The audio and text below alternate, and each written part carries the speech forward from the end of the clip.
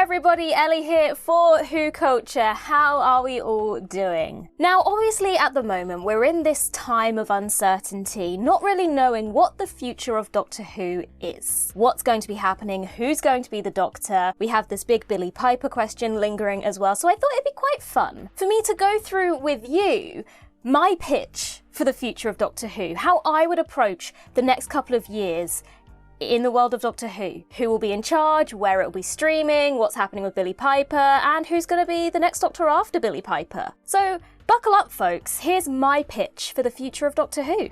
Also, before we begin, if you would like one of these lovely t-shirts, then do head to the link that's just below this video to our shop, and you'll be able to purchase one of these lovely tops. We have them for all the channels, so just have a little look. See what takes your fancy.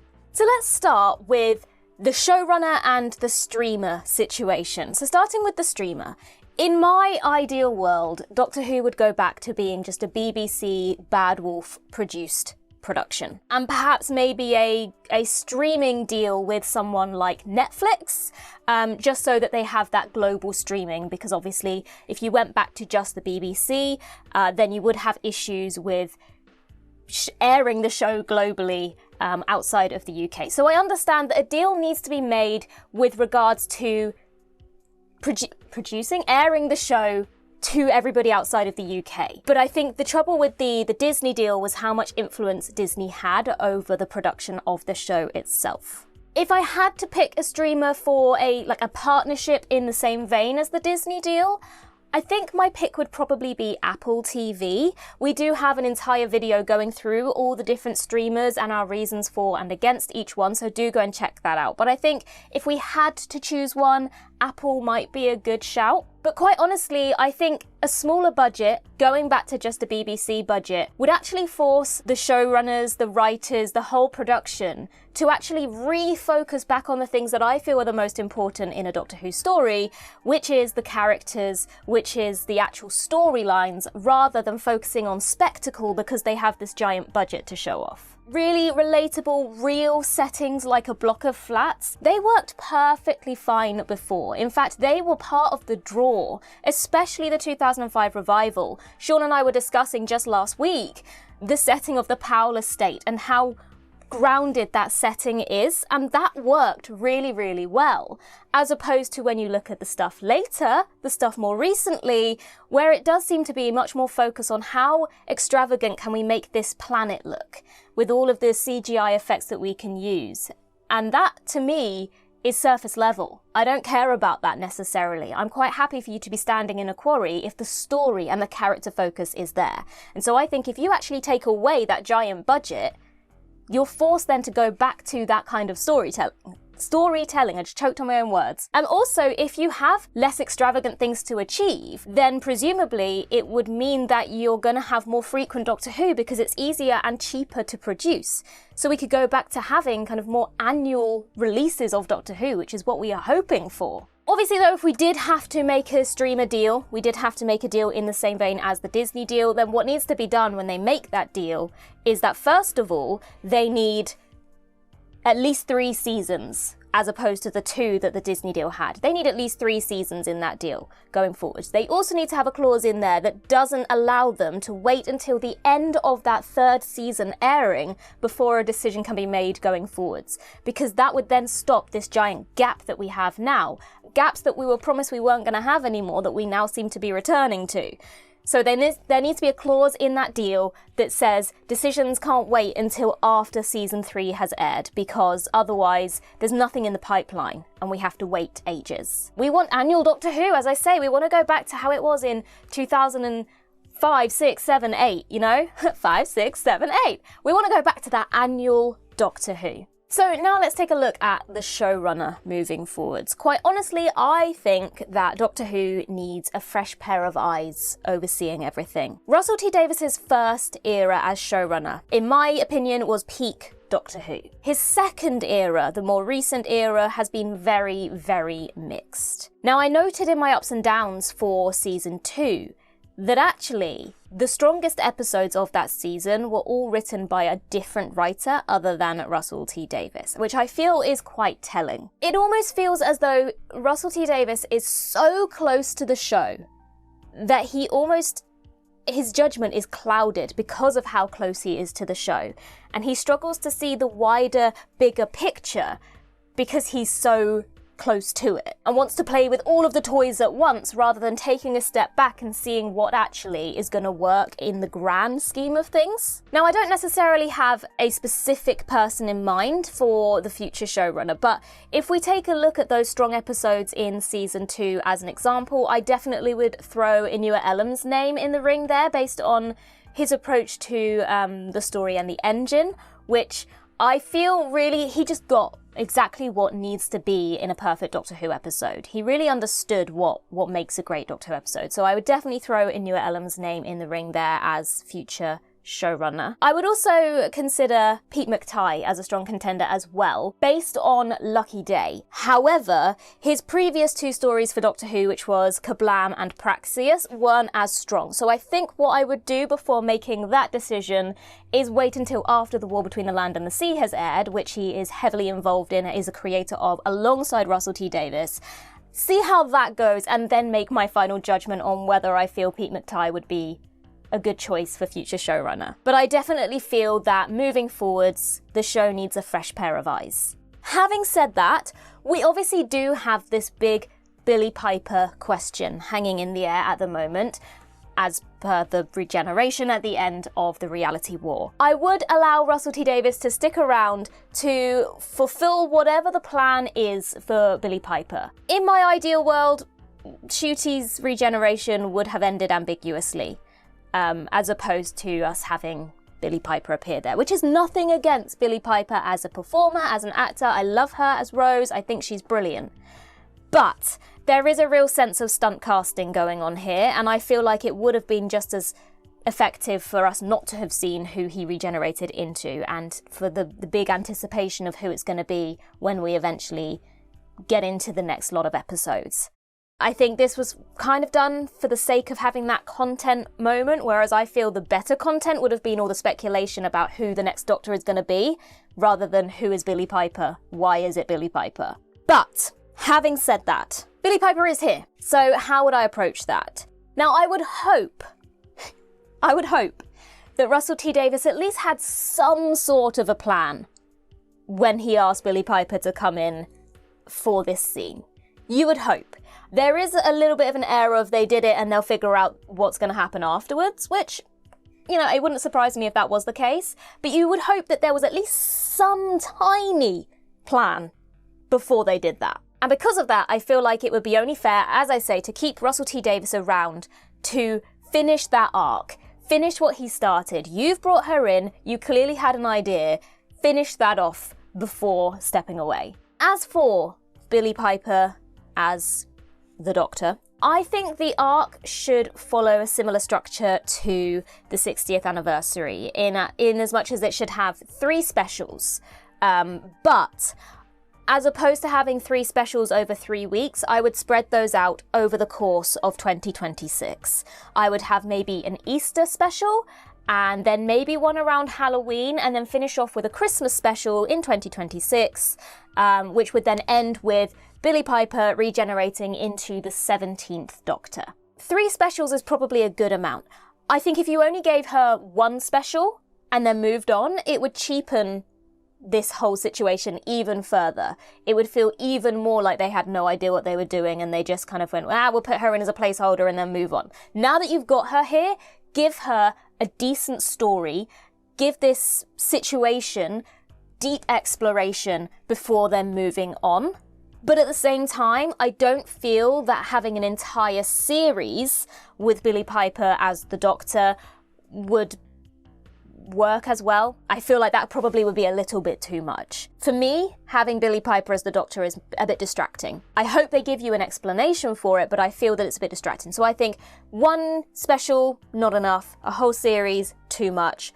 3 specials spread across the year, I think that would be the most effective way to deal with this situation. I think the key thing here is obviously it's great to have Billie Piper back, but you can't ignore the fact that it was done for the nostalgia baiting. And I'm all for nostalgia, but this feels like there's just a little bit much going on. We should focus on moving the show forwards as opposed to keep relying on the past. So as I say, 3 specials across 2026. That seems like a decent amount to focus on whatever this situation is going to turn out to be. Now, in terms of addressing the fact that Billie Piper is very, very familiar to us Whovians, I don't think it would work if it just turns out to be a coincidence that the Doctor now has a familiar face. Like when the 12th Doctor had the face of Caecilius because Peter Capaldi had been in Doctor Who before.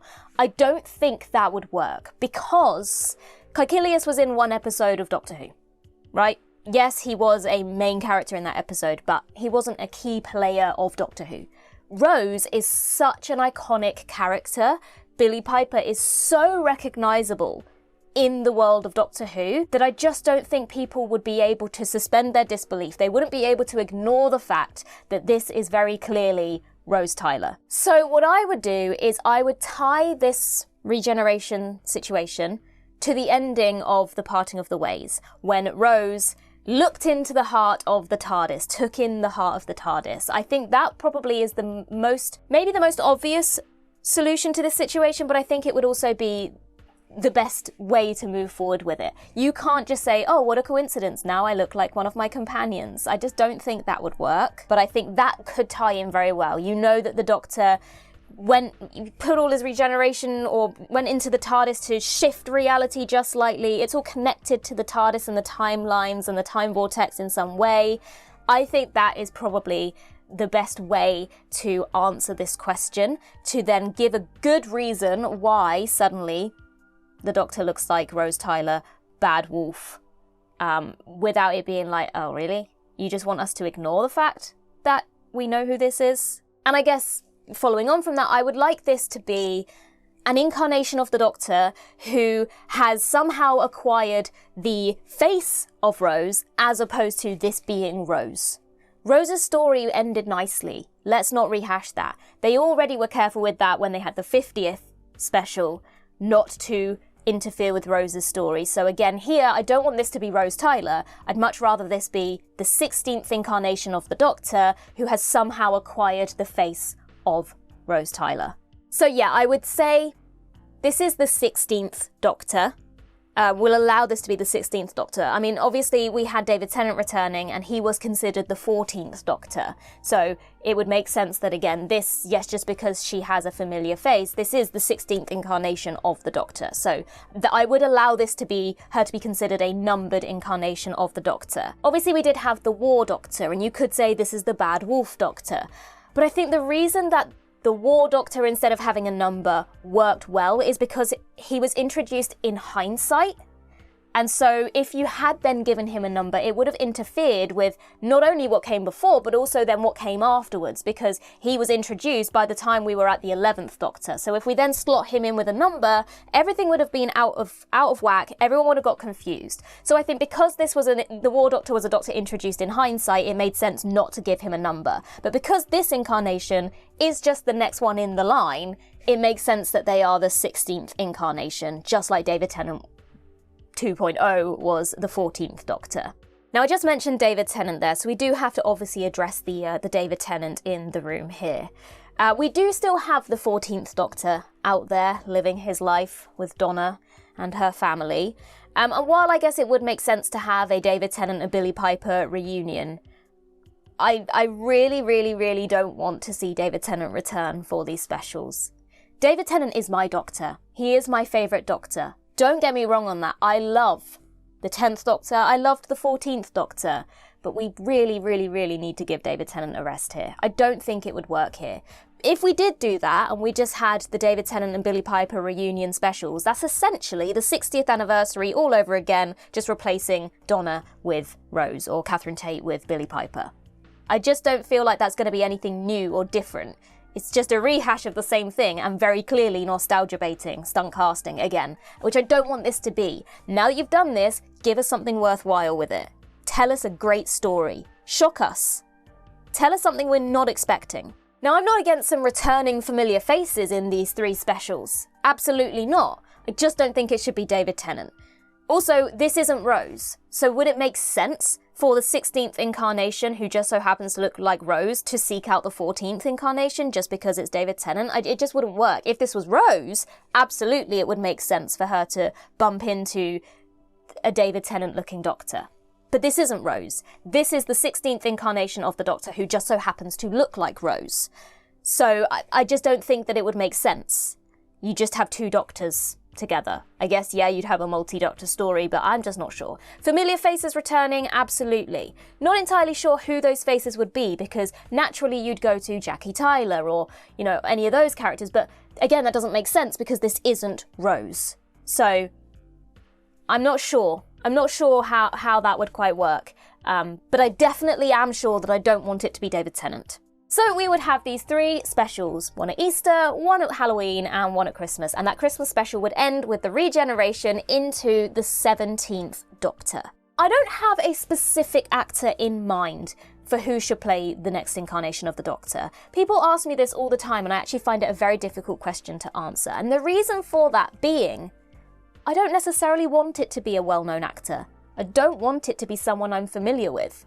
I think it works so much better when Doctor Who introduces us to a new actor and then boosts them based on the success of Doctor Who. You know, David Tennant was known before Doctor Who, but it obviously boosted him much further based on the success of the 10th Doctor.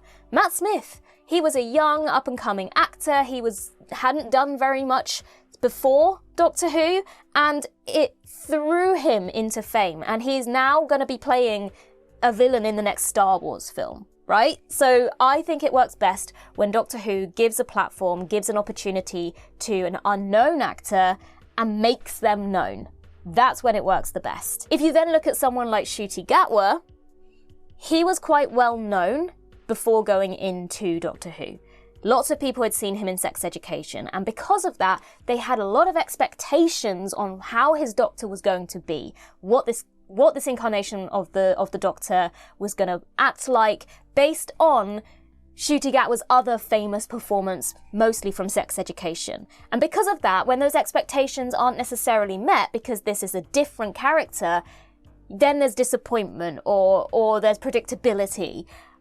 If it's someone you don't know, then you've got no expectations going in, and it's a surprise to you on how this Doctor is going to be, what their characterization is going to be, and what their personality is going to be. And I think that's better. Now, I might not have an idea of what I want the Doctor to be like, who I want the Doctor to be, but I do have a bit of an idea of who or what personality or characteristics the companion for this next Doctor should be. Now, my brother actually had a really, really good suggestion during the last 2 seasons of the show, and I think it actually would be a really interesting dynamic as well.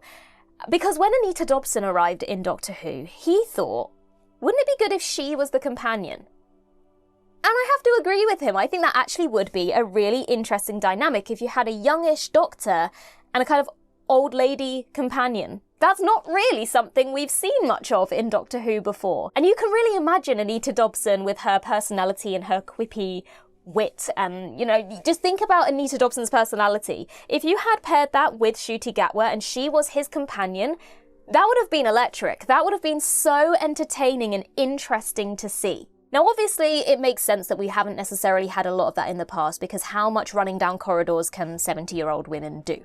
I understand it, but I do think it could be really, really interesting.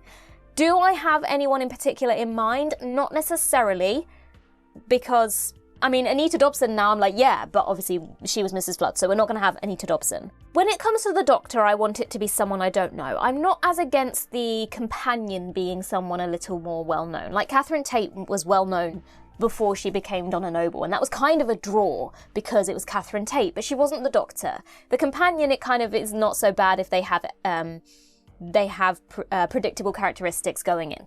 You kind of like that. Even Billie Piper was kind of known as a pop star when she joined and was a draw.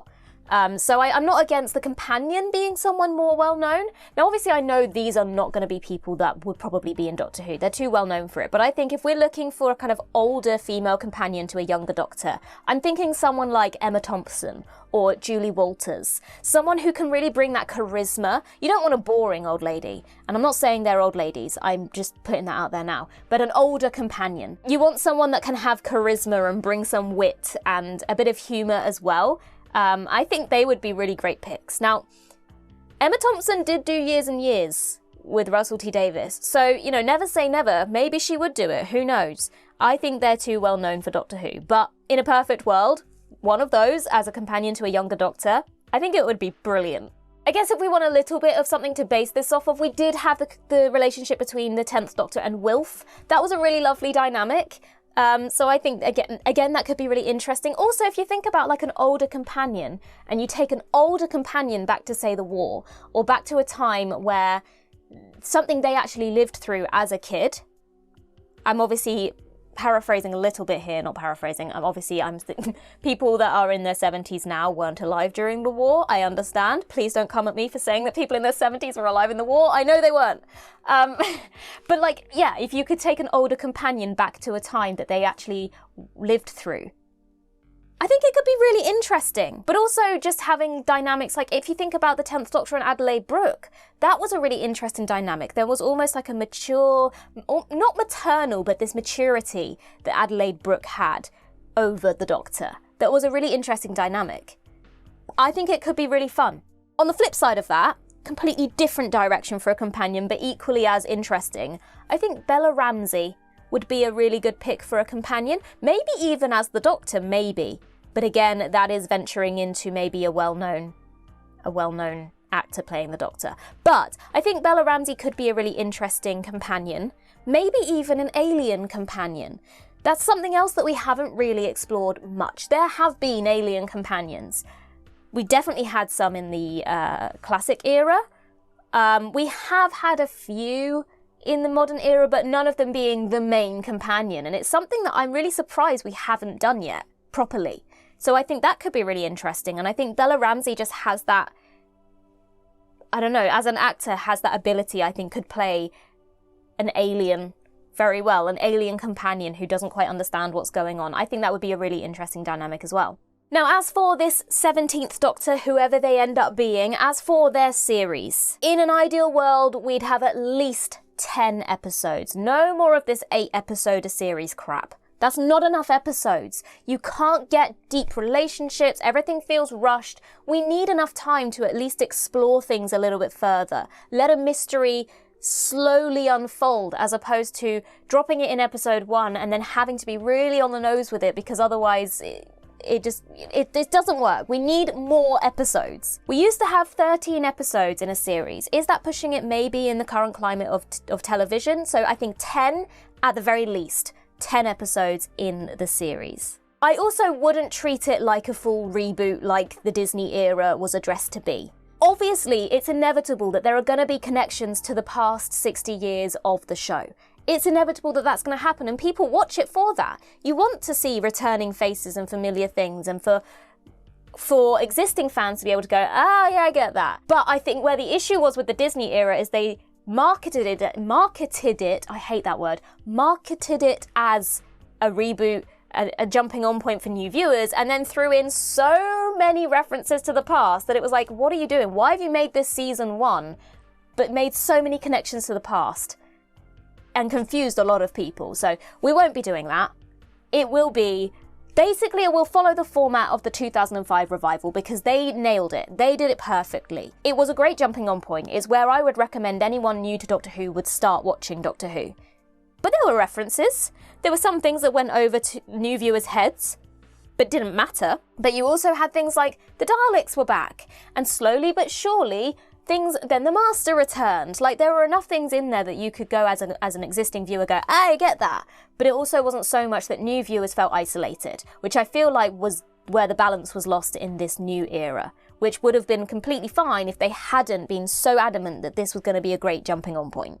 Having said that, I think the best way forward, though, is to go back to that Monster of the Week format with maybe one through line for the series. You know, think back to Bad Wolf appearing in pretty much every episode, or the crack in time, the crack in the wall in the Matt Smith era. Something that is running throughout all the episodes and is building towards a big reveal, but isn't the sole focus of everything going on. Monster of the Week format is the way to do it. Keep it relatively episodic with a serialized thing running through the background that will eventually become the big reveal in the season finale. What we don't want is to get too convoluted with too many mysteries. Let's throw in 3 mysteries all at once and we've got 8 episodes to answer all of them. That is not going to work. If we're going to a reduced episode count, even with 10 episodes, 1 mystery is enough. Let's not pile them all on top of each other and then end up not being able to give satisfying answers to all of them because there's not enough time. And while we're on the topic of things being confusing, we will not be going back to, this is season 1. We've already messed around with the numbering, so what we're going to do is stick with the numbering we're with now. So this will be season 3, maybe season 4, depending on what we consider the 3 specials with Billie Piper. If they're going to be season 3, this will be season 4. We're not restarting with another season 1. It's already confusing as it is now. Let's not make it even more confusing. For the sake of not confusing everybody, we're not going to jump back to now we're going to be on series 15, series 16, because that's past now.